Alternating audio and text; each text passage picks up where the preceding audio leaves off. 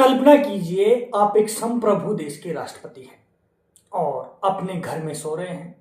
अचानक आसमान गरजता है, खिड़कियां टूटती हैं और कुछ नकाबपोश लोग आपके बेडरूम से घसीट कर आपको ले जाते हैं। अगले कुछ घंटों में आप खुद को न्यूयॉर्क की एक बदनाम जेल की काल कोठरी में पाते हैं।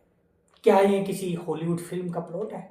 नहीं, यह 2026 की नई हकीकत है। 2 जनवरी की दरमियानी रात अमेरिका ने वेनेजुएला में ऑपरेशन एब्सोल्यूट रिजॉल्व को अंजाम दिया। वेनेजुएला के राष्ट्रपति निकोलस मादुरो अब काराकस के राष्ट्रपति भवन में नहीं, न्यूयॉर्क के मेट्रोपॉलिटन डिटेंशन सेंटर में। आरोप क्या है? ड्रग्स, हथियार और आतंकवाद। लेकिन सवाल यह है कि क्या अमेरिका अब दुनिया का सुप्रीम कोर्ट और पुलिस दोनों बन गया है? मेयर जोहरान ममदानी चिल्ला रहे हैं कि यह एक्ट ऑफ वॉर है। न्यूयॉर्क के मेयर कह रहे हैं कि आपने सीमा लांघ दी है। लोग पूछ रहे हैं कि अगर कल पुतिन यही काम जेलेंस्की के साथ कर दें तो क्या वाशिंगटन में तालियां बजेंगी? लेकिन साहब, यह मामला कानून का कम और कनेक्शन का सबसे ज्यादा लगता है। अमेरिकी रक्षा मंत्री हेनसेट के बयानों को गौर से सुनिए। वो कहते हैं कि इराक जैसी गलती नहीं होगी, हमें संसाधनों तक पहुंच मिलेगी। संसाधन, आसान भाषा में कहूं तो तेल।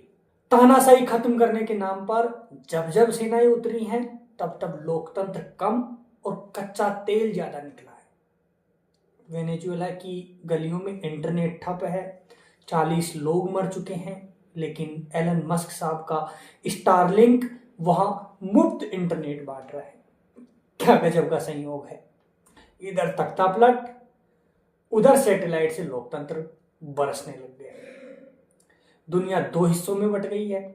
इजराइल बधाई दे रहा है, फ्रांस इसे आजादी कह रहा है, तो दूसरी तरफ रूस और चीन इसे संप्रभुता का कत्ल बता रहे हैं।